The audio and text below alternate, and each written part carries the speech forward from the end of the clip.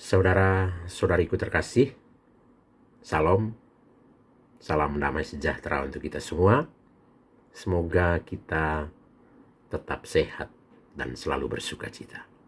Kita berjumpa lagi dalam Renungan Lentera Jiwa hari Minggu biasa ke-31, Minggu 30 Oktober 2022. Bacaan-bacaan suci yang kita dengar dalam hari Minggu biasa ke-31 mengajak kita untuk mencari dan menemukan Tuhan dalam hidup kita setiap hari. Injil Lukas bab 19 ayat 1-10 berkisah tentang Sakeus yang berusaha mencari dan menemukan Yesus. Dan hal itu terjadi di kota Yeriko. Yeriko adalah kota yang kaya dan indah di lembah sungai Yordan. Yeriko juga menjadi pusat perpajakan terbesar di Palestina waktu itu. Dan Sakeus adalah kepala pemungut cukai di Yeriko. Sakeus sangat kaya, tapi ia dibenci oleh orang-orang Yahudi karena dua alasan. Pertama, karena Sakeus berkolaborasi dengan penjajah Roma. Dan kedua, Sakeus adalah pemungut pajak yang biasa memeras rakyat untuk mendapat keuntungan sebesar-besarnya. Sakeus memang kaya, tetapi tidak bahagia. Karena dalam masyarakat Yahudi, dia dibenci dan disisihkan. Dia dianggap sebagai pendosa yang terkutuk. Secara jasmani, Sakeus memang kaya, tetapi secara sosial dan secara rohani, Sakeus miskin papa. Kemiskinan yang paling nestapa, menurut Santa Teresa dari Kalkuta, adalah keadaan di mana orang tidak diperhatikan lagi dan sama sekali tidak dikasihi. Saudara-saudariku terkasih, sementara itu Sakeus mendengar cerita tentang Yesus, bahwa Yesus adalah rabi yang hidup miskin, berjalan keliling dengan kasut berlepot debu, mewartakan kabar gembira.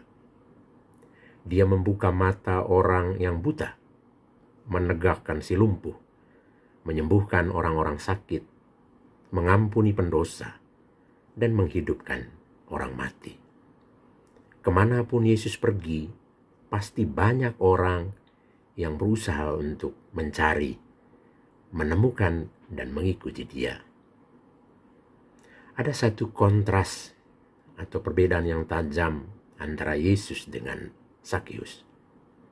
Secara jasmani, Yesus miskin, tetapi secara rohani, Yesus kaya raya. Maka dia menolong banyak orang dengan penuh kasih sayang. Karena itulah Yesus dikagumi, dihormati, diikuti, dan dikasihi. Dan Sakeus ingin sekali menjumpai Yesus atau sekurang-kurangnya melihat Yesus. Tetapi kerumunan orang banyak yang menghalangi Sakeus untuk bisa menemui Yesus. Maka dia berjalan lari lebih dahulu dan memanjat pohon ara untuk melihat Yesus yang lewat. Sakeus, orang yang kaya, bertengger di dahan pohon ara itu, adalah potret keterpencilan yang paling getir. Yesus menoleh ke atas dan berkata, "Sakeus, segeralah turun. Hari ini aku harus menumpang di rumahmu." Ini hadiah terbesar dalam hidup Sakeus yang melampaui semua harapan dan impiannya.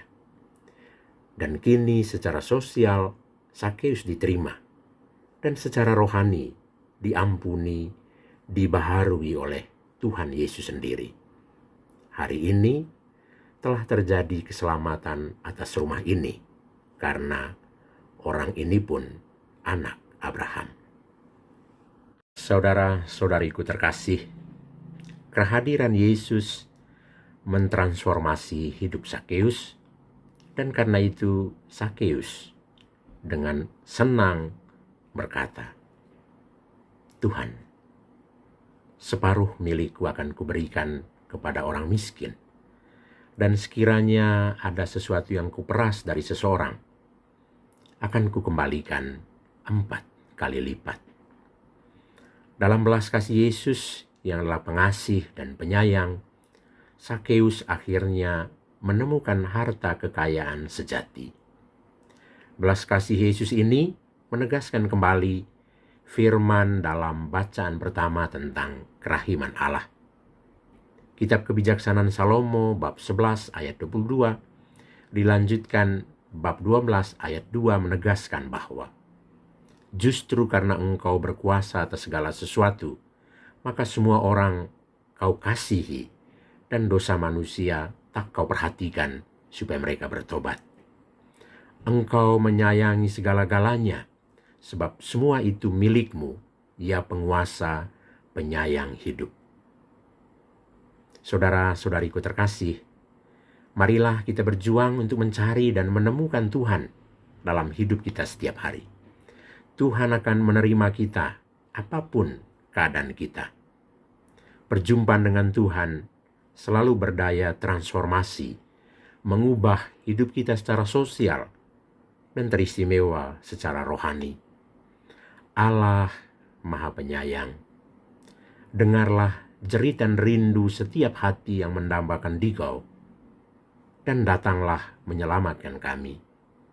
Seperti Sakeus yang bertemu dengan Yesus lalu bertobat dan rela mendermakan harta miliknya bagi kaum miskin, lapangkanlah juga hati kami untuk bersikap dermawan terhadap sesama dan teristimewa yang miskin dan terlantar hidupnya melalui tindakan kasih kami yang nyata. Semoga berkat Tuhan memampukan kita untuk menjadi orang yang dermawan, rela berbagi dengan orang-orang miskin.